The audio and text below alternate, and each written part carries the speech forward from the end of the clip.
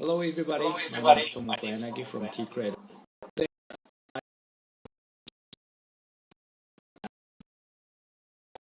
To promote medical research. This is today's contents. First, I will talk about the overview, and then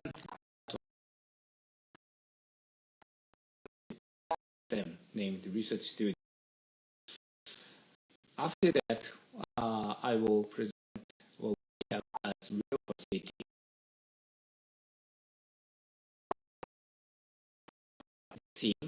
Center for Innovative Engineering, and after that,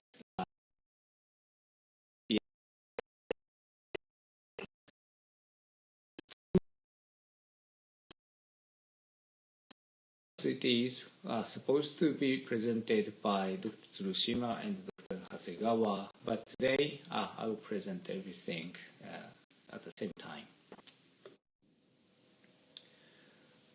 TCREDO is abbreviation for the Tsukuba Clinical Research and Development Organization, which is founded in June 2015 by reorganizing the pre-existing organizations. The president is a Professor Yoshihiko Arakawa.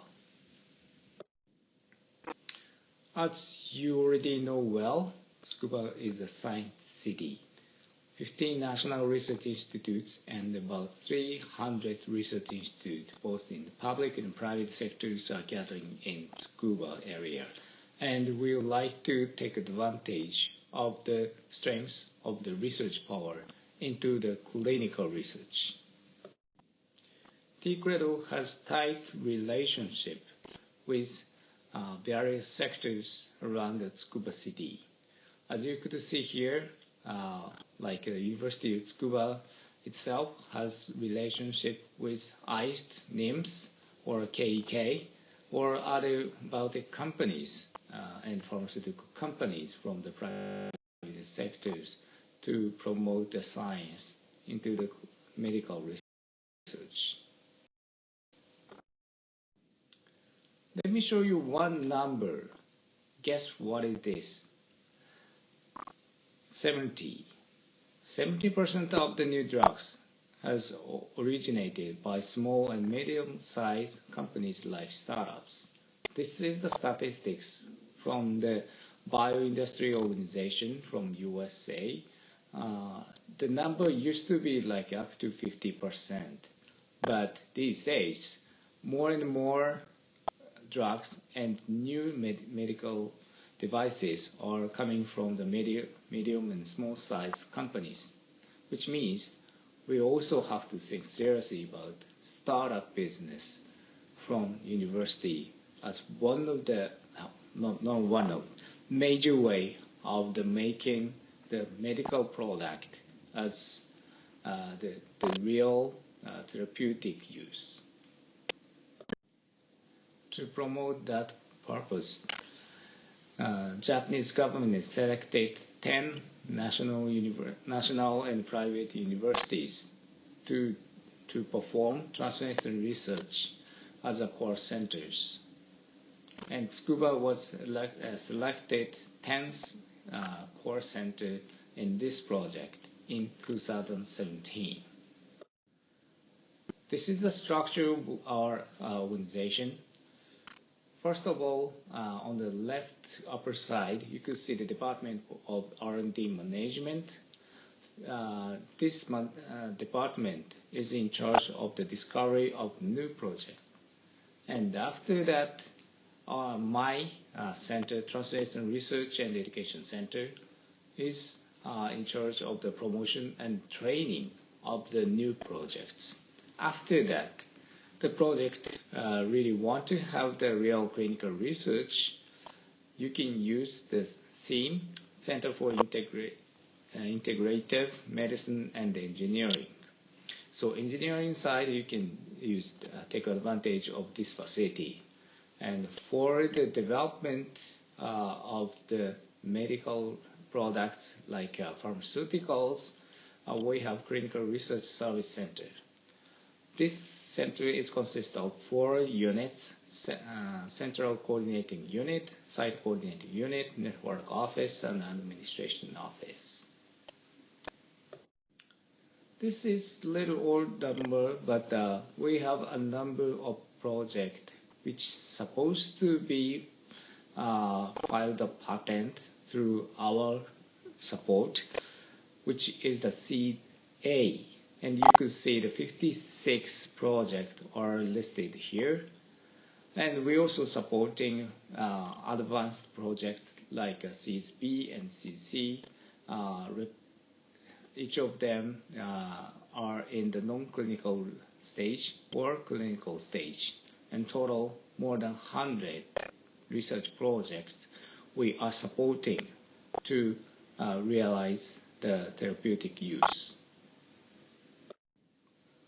Let me introduce one of the flagship project, HAL. As you know, the HAL is invented by Professor Sankai from the University of Tsukuba, and now Cyberdyne is performing the research, clinical research, and also promotion to make the cybernetic city. Another flagship project is boron neutron capture therapy, BNCT. This is expected to be a novel type of the cancer therapy in near future. Okay, again, this is my part. My name is Tomoyoshi Koyanagi, and professor and head of Translation Research Promotion and Education Center at Tsukuba Clinical Research and Development Organization. Research studio is it started from the 2018 and in collaboration with Stanford University Spark program. And now we are 6 universities to get together to promote this system. This is my bio. You could see that my background is strongly from the business side and startup side, and also NPO. So I'm not a scientist as nature right now, but of course I was trained as a postdoc at Stanford University, and as well as had a long experience to work in the industry. So I'm kind of the person who is translating research through my lifetime. This is the mission which we are tackling right now. You guys are doing the research, but to enable the commercialization, you have to talk to manufacturers or investors. But here you could see a huge gap between scientists and manufacturing investors. Why it happened? In most cases, scientists think the prototype is already in front of them, but manufacturers or investors from the industry side usually that's not enough to use as a prototype. In most cases, the data is not immature, like champion data, which was published in the research journals, but not sustainably produce the same data for the therapeutic use. To fill the gap, the most important thing is they need to share the goal of the project and the proper evaluation method. Here's one with the example as a startup company from Stanford University. Kai Pharmaceuticals were co-founded by Dario Moshe-Rosen at the Stanford University and Leon Chang, who was the student of the Dario's laboratory. This company is supposed to do the commercialization of the isoform-specific inhibitor of protein kinase C. And as you know, the PKC are discovered by Dr. Yasutomi Nishizuka at Kobe University. So kind of Japan invented science, but realization happened at Silicon Valley. Eventually, this company were acquired by Amgen with 315 million US dollars after 10 years of the funding in 2002. Dario spent a long time to start up the Kai Pharmaceuticals, and she realized it's not the job which university professors are doing. So, to fill the gap between some professors really want to do the commercialization of their research achievement, and they don't have enough time or capability to do the commercialization. So, Dario started a training program for the translation research named Spark. As you can see here, here's a long way from an academic idea to the real drug discovery. But university has limited capability from the target identification, screening, lead identification, lead optimization. Eventually, of course, the pharmaceutical company or biotech companies can inherit your scientific achievement, but you have to prepare data based on industry standard. To do that, you need the money to perform the study, and also knowledge to perform what kind of test you have to do. Spark provides a number of training through 2 years, and of course with some funding to run the preclinical tests. And their research achievement, is so great, and more than 30 companies were funded through the Spark activity, and some of them already achieved initial public offering. After the success at Stanford, many other countries really want to do the similar system. And for example, Taiwan and Australia already implemented the system as a national-wide program. And of course, Japan, Korea, and many European countries, and even African countries also introducing Spark as a translator research training program. Every year we get together at one southern university and realize we are scientists getting together to achieve the scientific goal as well as therapeutic goals. Spark is providing the cutting-edge science from academia and from industry side, specialists or of clinical trial, and also business mentors to provide the knowledge in the translation research. But most important thing is we are working together with the hospital partners. We have clinicians, nurses, medicals who give the advice for academic people and also industry people. Usually industry doesn't have good access to hospital because of the conflict of interest or different type of the natures. So Spark and the Research Studio is providing academia, industry, hospital professionals supporting network.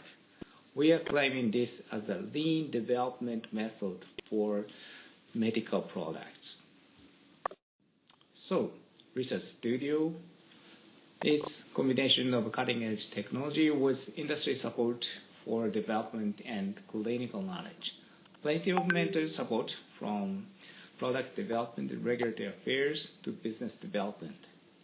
No hierarchy, no consensus. It's very important. No hierarchy, many people say, no hierarchy, but usually it's existing. But we have to keep saying that. Otherwise, we cannot do the equal brainstorming or Q&A sessions to realize the real business. And more important thing is no consensus. Consensus means that something mutually beneficial or something in the middle, which will not go into the real goal. You have to drive the scientific goal and also business goal. You are the only person who knows or who can imagine or who can handle the project. So you have to have the strong motivation and achieve the goal without consensus. We also have Global Alliance, so of course Spark Global Network, and also UC San Diego. At the end of this program, we are taking the teams, winners team, to San Diego and give the training at UCSD. Here you could see a number of the mentors, pictures, and also names. They are from various type of the background and from the business, technology, and regulatory affairs. We are calling for proposal from different type of the people. Of course, the scientific projects are from the basic scientists, physician scientists. But we also asking for the applicants from the financial side, project leaders, or regulatory affairs, because we need many professionals in the team to promote the translation research. This is actually the 2 years ago's project. Regenerative medicine or small molecule antibody drugs, various different type of the research projects are joining us. We also provide the pitch training. Pitch is the short presentation of the business model, and this is the already formatted template, especially in the Silicon Valley. So we are emulating that for our program too. And we believe this is the global standard to get the funding from the venture capital or other financial people. To know more about what the pitch is, let me introduce a very good book named Get Backed.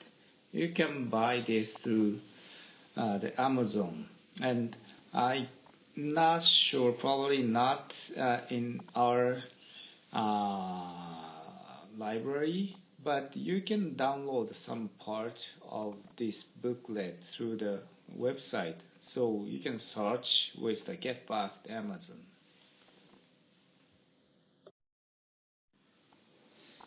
Here's a setup of the weekly meetings. We are starting from the short lectures, and after that, we ask teams to pitch in front of the mentors, very short, 5 minutes. And then we run a group work like this. And we'll repeat this for 10 weeks. So after 10 rounds, you are ready to start up companies. This is the picture from 2 years ago. Now it's COVID-19, so we moved everything online. 2 teams out of the 4 teams who joined our program last year was selected for the training in UC San Diego. By the way, the picture on the bottom is the symposium held in Keio University, and many famous professors and also the guys from the global networks joined us. This year we'll have the symposium in December 10th in CIC Tokyo at Toranomon area. This is the example of the schedule at UCSD training. The contents with blue is the field work. So you have to go out and find a potential customer or potential partners in the in the future and get the information as much as possible to present in front of the venture capitals.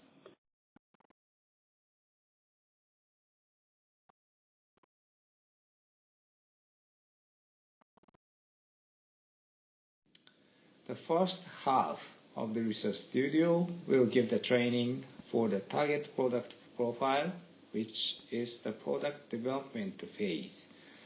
After fixing what kind of product you're supposed to sell or develop, we'll give the training of the business development and the business model itself. Of course, these two things are tightly related. So we cannot segregate into two parts. Most cases, teams will go back and forth between two items, and eventually they will find out the best solution to start with. Even after that, you will experience pivot. But after the training, you will know how to make pivot and how to measure the success or failure. Next, I will introduce the CIM, Center for Innovative Medicine and Engineering. CIM is existing on the 9th floor of the hospital building, and it facilitates the collaboration between the medical and engineering at the hospital. And as you could see here, a house studio, so Cyberdyne's robotic supporting item, how is the performing the clinical trial in this section. We're also providing the office and labs for the startup companies who really want to have the collaboration with the hospital professors or scientists. This is the list of the example of the project, how CPF for the cancer vaccine, BNCT, as I explained before, medical device and equipment. This is an example of the transformed bed to wheelchair, as you could see on the bottom right-hand side. Driving simulator accumulating the driving data. So we are asking some patients to sit in the driver's seat in the simulator and mimic their driving under the sick condition. And eventually, medical exposure course for engineers. We are performing the educational course for engineers to introduce what kind of operation room is doing well or having trouble or have potential to have the new medical device or services. This is one of the examples of the clinical trial. Randomized control trial of the HAL treatment for the patient with stroke. Clinical trial of the HAL treatment for the patient with spinal cord injury.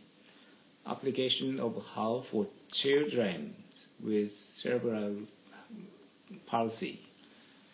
So through these three clinical trials, Cyberdyne is able to file the application for a medical device approval, and patients are able to use this machine as a medical device for the therapeutic use with reimbursement. Next, cell processing facility. This is a consolidated chart of what kind of medical regenerative medicine products are segregated into the different classes, high risk to low risk, and also what kind of judge approval or related certificate is needed. So regenerative medicine used to be not well controlled in any part of the globe, and Japan started to have the innovative regulation like 70 years ago to promote the cutting-edge science into the medical use. This is a decision tree which class the scientists and physicians will file the application for the medical use of the regenerative medicine. Based on this chart, we will decide which class you have to make application. CPF has been established for translational research, which need a highly clean and controlled procedure. These methods are called GMP, Good Manufacturing Practice, derived from the pharmaceutical area, and GCTP, Good Gene, Cellular, and Tissue-Based Products. Cell processing in CPF, which should follow GMP GCTP regulations, preparing documents for GMP GCTP rules. Cell processing out of GMP GCTP rules. The CPF locates third floor of the building C of the hospital building, and also we have manipulator on the first floor of the same building. This is the floor plan of the CPF unit at third floor. The CPF is consisted of the two workspaces. You can see the GMP culture room on the top with the ISO 7 in the parentheses, and also on the bottom, P2 culture room. So these two culture rooms are used for the regenerative medicine use. Because this is adapted for the GMP regulations, the people have to enter from the entrance and go through the dressing zone for each culture rooms, and eventually you have to go out from the other exit rooms. Especially for the GMP use, you have to go one way. So you could see the only entrance and exit are separated.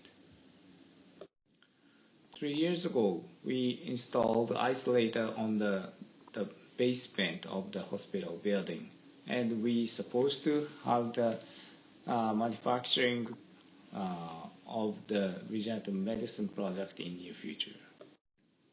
Okay, this is the last slide. We usually have the biomedical engineering innovation course global from the global Spark programs in July or September, but because of the COVID-19 program, COVID-19 pandemic, we decided not to have for this year.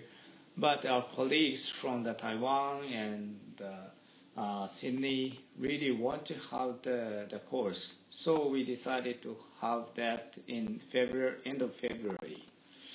So Taiwan, Oceania, and Japan will host the event, and we attract doctors, engineers, and some marketing guys at the graduate student level from different countries.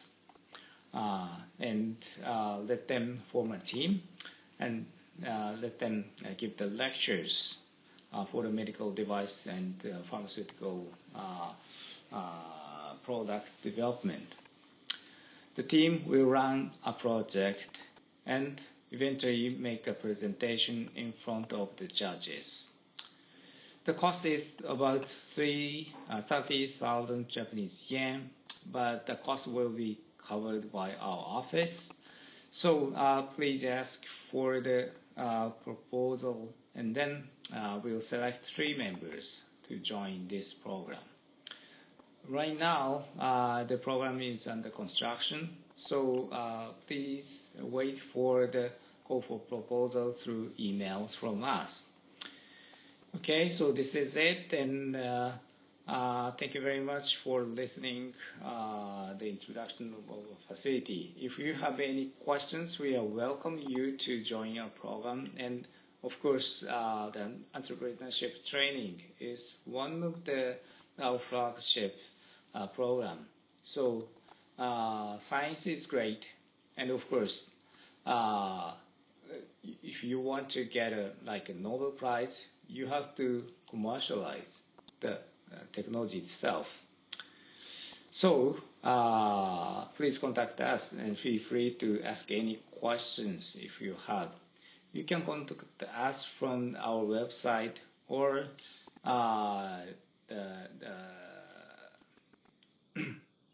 you can visit our office at University Hospital Building E. Thank you very much, and wish the information is helpful for you. Bye bye.